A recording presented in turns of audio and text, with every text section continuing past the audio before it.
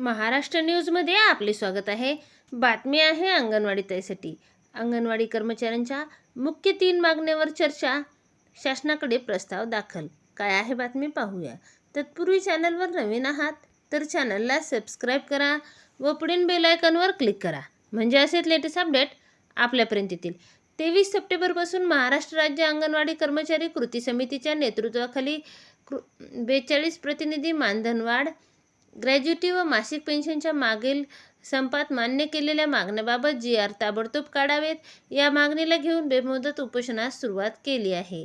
त्यावेळी सुमारे 80 महिला कर्मचारी प्रतिनिधी साथ देण्यासाठी 24 तासांच्या साखळी उपोषणाला बसल्या।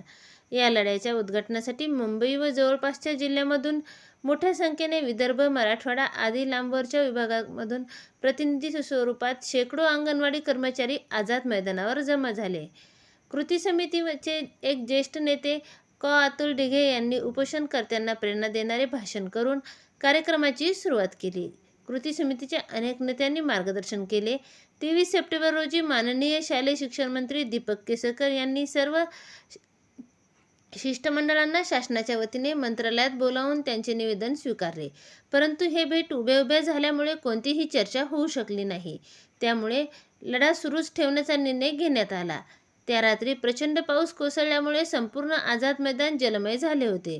मंडपात स्टेजवर देखील प्रचंड पाऊस होता, त्यामुळे उपोषणकर्त्यांनी खुर्च्यांवर बसून पूर्ण रात्र काढली, तरीही त्यांचे मनोबल तुटले नाही।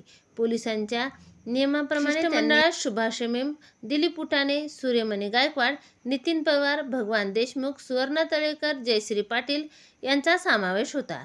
शासनाच्या वतीने माननीय महिला व बालविकास मंत्री अदिती तटकरे, प्रधान सचिव अनुपम कुमार यादव व आयुक्त श्री कैलास पगारे व अन्य अनेक अधिकारी उपस्थित होते।